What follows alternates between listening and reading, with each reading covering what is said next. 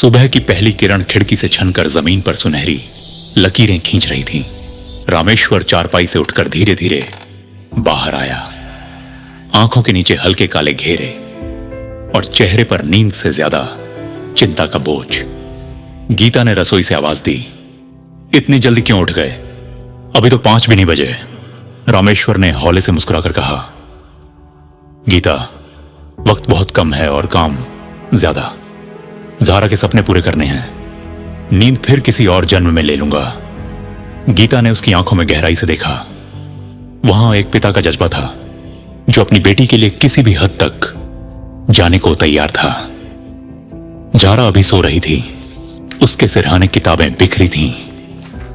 रामेश्वर ने पास जाकर उसके माथे पर हाथ फेरा और धीरे से बुदबुदाया, मेरी बेटी डॉक्टर बनेगी, चाहे मुझे अपना सब कुछ दांव पर क्यों न लगाना पड़े। फैक्ट्री की मशीनों की आवाज हर दिन रामेश्वर के कानों में गूंजती रहती। अब वह सिर्फ अपनी ड्यूटी ही नहीं बल्कि ओवरटाइम भी करने लगा था। साथ ही मजाक करते, रामेश्वर, इतना काम करेगा तो शरीर जवाब दे देगा। वह हल्की हंसी हंसता, मगर अंदर से जानता था कि उसका शरीर सच में टूट रहा है। पसीने से भीगा उसका चेहरा और कांपते हाथ बता रहे थे कि वो अपनी सेहत को दांव पर लगा रहा है। रात में जब घर लौटता, गीता चिंता से पूछती, इतनी देर? खाना तो ठंडा हो गया। रामेश्वर बस इतना कहता, गीता, अगर आज मेहनत कर लूं तो कल जरा आराम से पढ़ पाएगी। ठंडा खाना मुझे मंजूर है, मगर ज़ारा के सपनों में रुकावट नहीं। ज़ारा कभी कभी पिता की सख्ती महसूस करती। पापा, आप हमेशा कहते हो पढ़ाई करो, खेलो मत, कभी तो मुझे दोस्तों के साथ खेलने दो। रामेश्वर ने गंभीर होकर कहा, बेटी, खेल का वक्त भी आएगा, मगर अभी मेहनत का वक्त है। सपने आसान नहीं होते।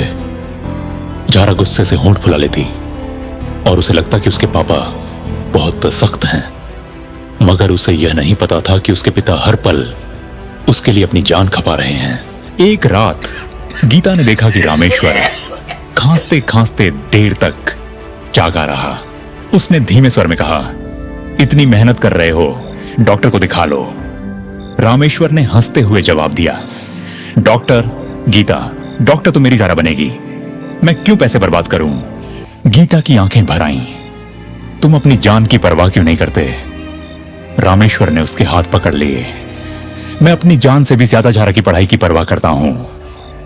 अगर मेरे कुछ साल कम भी हो गए तो भी कोई गम नहीं, मगर उसकी आंखों में जो सपने हैं उन्हें टूटने नहीं दूंगा। गीता चुप हो गई। वह जानती थी कि रामेश्वर को समझाना बेकार है। उसने सोचा, यह आदमी खुद को मिटा देगा, मगर बेटी के रास्ते में कांटा नहीं आने देगा। ज़ारा की क्लास में अचानक नोटिस आया, एक्स्ट्रा कोचिंग फीस जमा करनी होगी। यह सुनकर गीता परेशान हो गई। रामेश्वर, महीने के खर्चे वैसे ही मुश्किल से पूरे होते हैं, अब यह अतिरिक्त फीस कहां से आएगी? रामेश्वर कुछ देर चुप रहा, फिर अचानक अपने पुराने जूतों की ओर देखा। गीता, मैं अपने लिए नए जूते लेने वाला था, वो पैसे अभी रोक लेता हूं। पैरों में छाले पड़ जाएंगे, मगर ज़ारा की पढ़ाई रुकनी नहीं चाहिए। कुछ दिन बाद उसने अपनी पसंदीदा चाय भी छोड़ दी।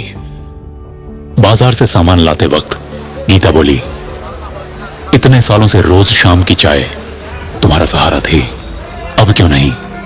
रामेश्वर ने हंसकर कहा, अब मेरा सहारा सिर्फ ज़ारा की किताबें हैं। चाय छोड़ने से कोई फर्क नहीं पड़ता। हर दिन उसकी एक एक कुर्बानी ज़ारा के सपनों का ईंधन बन रही थी, मगर ये कुर्बानियां वही जानता था और उसकी पत्नी गीता। ज़ारा, जो अभी किशोर उम्र में थी, ये सब समझ नहीं पाती। उसे बस लगता था कि पापा उसके साथ हमेशा सख्ती क्यों करते हैं, हमेशा क्यों कहते हैं, पढ़ो, मेहनत करो, समय मत बर्बाद करो। एक रात ज़ारा किताब लेकर बैठी थी, अचानक बोली, पापा, आप मुझसे इतने सख्त क्यों रहते हो? क्या आपको मेरी हंसी पसंद नहीं? रामेश्वर ने किताब उसके हाथ से लेकर धीरे से कहा, बेटी, मुझे तेरी हंसी से बढ़कर कुछ नहीं, मगर अगर आज तुझे मेहनत नहीं सिखाऊंगा तो कल तेरे सपनों का बोझ तुझे रुला देगा। ज़ारा चुप हो गई। उसे अब भी पापा की बातें पूरी तरह समझ नहीं आती थीं, मगर कहीं ना कहीं उसे महसूस हुआ कि इस सख्ती के पीछे बहुत गहरा प्यार छुपा है। रात को जब सब सो गए, रामेश्वर बाहर बरामदे में बैठा था। उसने आसमान की ओर देखते हुए बुदबुदाया, हे भगवान, मेरी जिंदगी चाहे जैसी हो, मगर मेरी बेटी की राह हमेशा रोशन रखना। मैं उसकी खुशियों के लिए सब कुछ कुर्बान कर दूंगा। हवा धीरे धीरे चल रही थी। दीवार की परछाइयों के बीच बैठा हुआ आदमी टूटा हुआ भी था और मजबूत भी। टूटा हुआ अपनी थकान से और मजबूत अपनी बेटी के सपनों के लिए।